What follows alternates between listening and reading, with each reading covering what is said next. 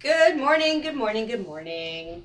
Thank you for joining us this Wednesday morning for your weekly dose of RHI stories of courage, hope, attitude, and inspiration, brought to you by our awesome sponsors, Wilson Keyhole Winningham. And today's very special, like every week's episode. We have a very special guest today. John Lummis and his sister Linda Henson are joining us. Thank you for coming. Thanks for having us. As you listen to John and his sister Linda sharing their story with RHI, we hope that it fuels you with courage, attitude, hope, and inspiration.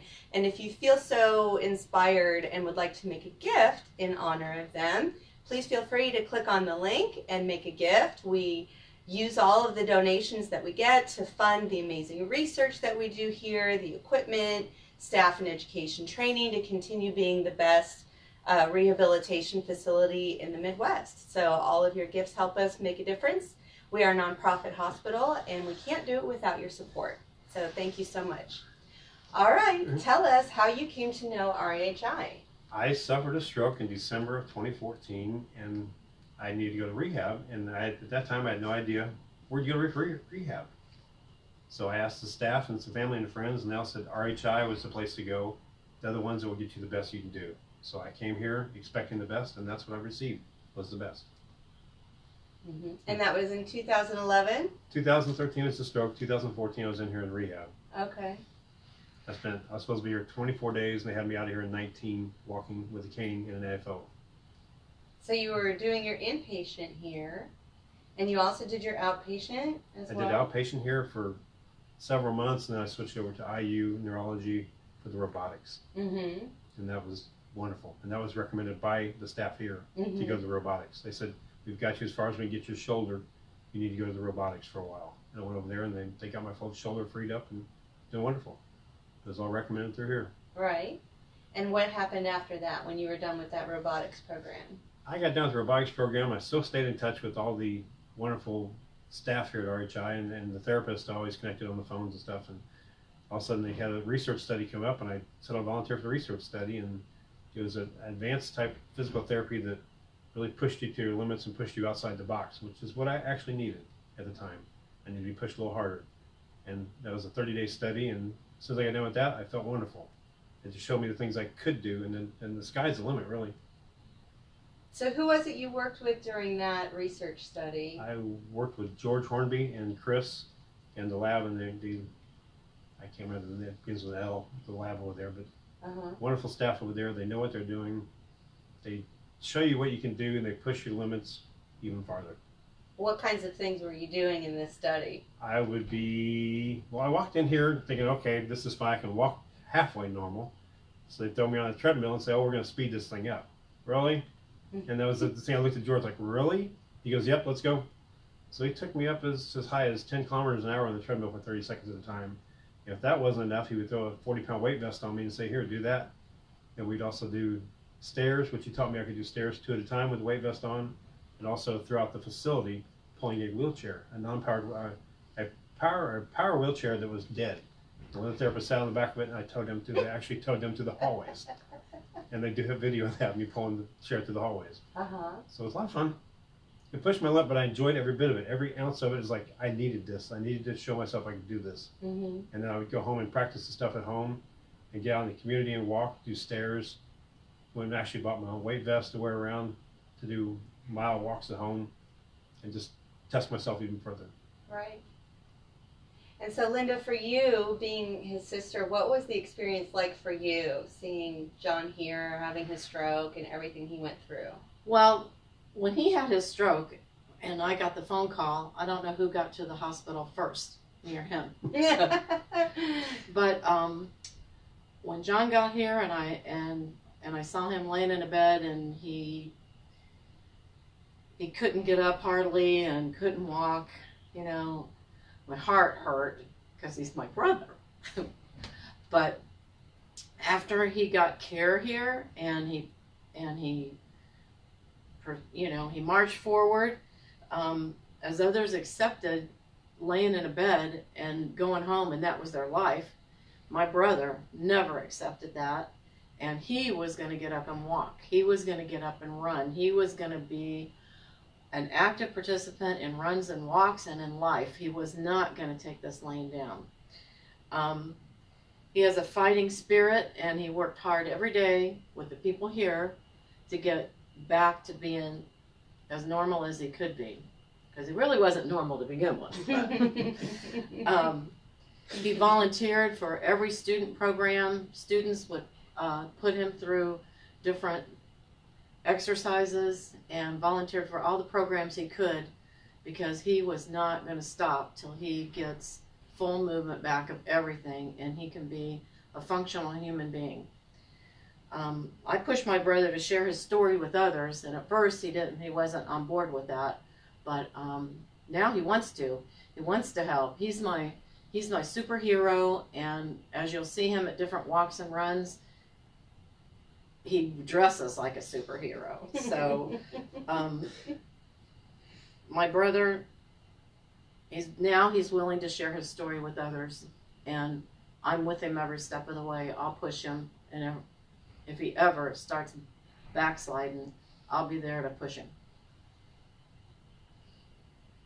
So let me ask you a question. Knowing that he received such incredible care as an inpatient, as an outpatient, and being involved in all of these research studies, all of that being so exceptional is really due to our philanthropic support. There are many donors that the RHI Foundation has, families and people that give to the RHI Foundation, and that allows us to fund research, like the studies he was in, he participated in. It allows us to provide different education and training for our staff so that they're providing the best possible rehabilitation care that's out there, having the best equipment, attracting the best clinicians.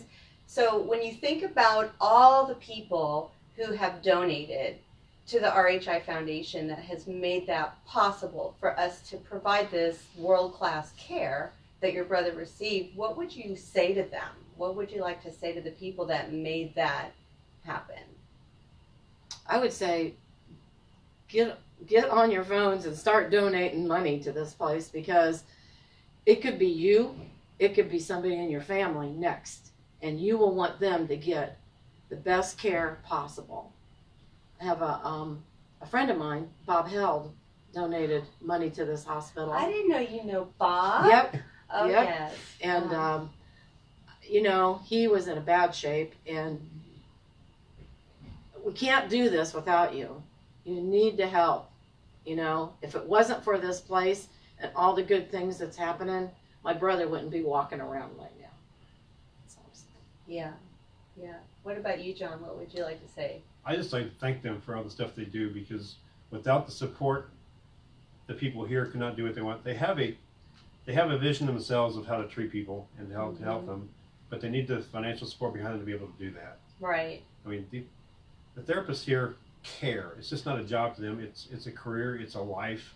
It's not something they do. They clock out at 5 o'clock and go home. No, they're still doing therapy. Their stuff is still running through their minds 24/7 on how to help the person the following day. Mm-hmm. You know, what can I do is different? What can I do? What can I change in this person? What can I do to get them moving even more?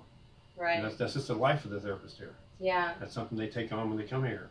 Yeah. It's just not a job. No. They just don't clock out and go home. I agree. I've said this before during some of our giving days, that our therapists and our nurses are not at the top of their pay grade for their career. When they're in rehabilitation, they could get paid a lot more money if they were at some other organization, some other facility, doing some other line of work. So the people who work here at RHI are here because they love seeing patients get better. That's what fuels them. That's what they like to do. It's not because of the paycheck. So that's exactly what you're talking about. Yeah. They go over and above and beyond what they could ever do, Mm-hmm. just for a paycheck. They do. They literally care. Yeah. They push their limits and they push your limits to get you better. And they take everything they knowledge they have. They share knowledge between each other. They change some things they do. They take input back from the patients to change what they do to make themselves even better. It's a team approach, Yes. including the patient and family. Yeah. Yes, from the doctors to the therapists to the staff everywhere in this building, same thing. Right. Now, I love that you are doing other things. You were talking, Linda, about him being a superhero. So tell me about some of the things that you've been doing the last couple of years. Well, when I was doing the research study here, I felt like a lot of the cubicles around the building, you just sort of walk past them and you fly by them. And the way I walked when I first came in here wasn't that fast, but I would just fly by people's doors. I always say hi when I walk by, but I felt like the Flash. But one of the therapists actually had a Flash costume. So I said, well, can I borrow it for the last day of the study? He said, sure. So the last day of the study, I'm wearing this red and yellow Flash costume. And everybody's trying to figure out who the guy in the red suit is in the other room on the treadmill. And I started walking around the building, and then everybody got to understand what the study was for, and to start bringing people saying, I want to do that. I want to do this study. And then I had people yell across the room at me, John, you're my inspiration. I want to do what you're doing. And they came back and did the study with George and Chris. And I asked Chris afterwards, I said, we can do it with the outfit. He goes, you can have the outfit if you go use it to inspire other people. So I started with the Flash. I picked up Green Lantern, Iron Man, Captain America, which I use on a regular basis. I also have Superman, which I'm going to hold up for a full marathon later this year. So I use them to get the conversation started. You know, they ask you, why are you wearing a superhero costume? Well, that's the way I felt when I left the rehab facility. I felt like a superhero, that nobody could stop me. And I just started wearing them. I use them different ones for different outfits, for different runs. And you said you're doing a marathon later this year? I'll do the mini for my third time this May, half marathon. And then my target is, if I get to the mini, feeling okay with the mini this year, I will do a full marathon in October. I'll do the monumental. I'll wear the Superman outfit for the monumental. That's pretty amazing. That's amazing. Thank you for sharing your story. It's just the way that this facility has made me feel. This is a second home to me. I stop in here all the time. I talk to the nurses. I see the doctors. I see the therapist. I tell them, I let them know that what they did made a difference in my life, and I'm better for it. Yeah. And I know they appreciate hearing it. Yes. It's good feedback to them, because that's what they're trying to do, is to give you a better life, and to let them know that they did their job well is great. Right. Now, some of the people who are going to be watching this are patients or family members of patients. So what would you like to say to them if they're in that state of being an inpatient and they just had their injury or illness? What words of advice or feedback would you have for them? Well, you have the normal advice of what you can do, and you'll have doctors, nurses say this is what you can do, and therapists will try to work with you. But think outside the box. Go home. When you get home with therapy here, or if you've been discharged and went home and do an outpatient therapy here, when you get back home, keep doing what you were doing in therapy. Figure ways to do stuff at home. Keep working at therapy. The harder you work, the better your return is going to be.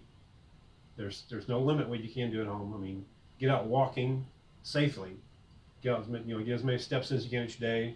Do some of the physical workouts they have you do in rehab. Figure a way to do them at home. Talk to your therapist. Get some input from them what you can do at home. And do it out, just not the hour or 2 hours or 3 hours you get here. Do more when you get home. It'll make a difference in your recovery. What would you like to say? Maybe to some of the family members. Well, you have to be the support. You have to be their support system. And 9 o'clock one morning, they don't want to get out of bed. You are getting them out of bed, and you're going to do whatever it takes to have them keep up on their exercise and their therapy. And if you're not living in that house with them, call them. Call them and call them. And John, aren't you on some kind of a website with a bunch of people across the whole United States and other countries, actually? Yes, it's international. And you're sharing ideas with each other? The stuff I learned here, yes, is being shared around the world. Therapy around the world is nothing like what the U.S. has. You'd be ashamed of what therapy is around the world. Yeah. I mean, there's people that can't do a floor transfer. Isn't that awesome? That was mandatory before I left here, was floor transfer. Yeah.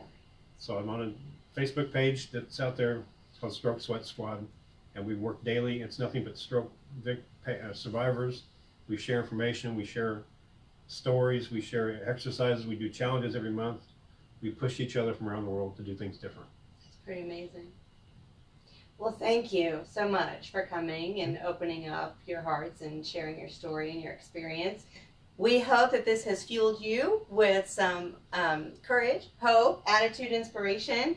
So special thank you to our sponsors, Wilson Kehoe Winningham, for bringing this weekly series of RHI to you. Again, if you'd like to make a gift in honor of John Lummis, please click the link and make your gift. And we so appreciate everything that our donors do.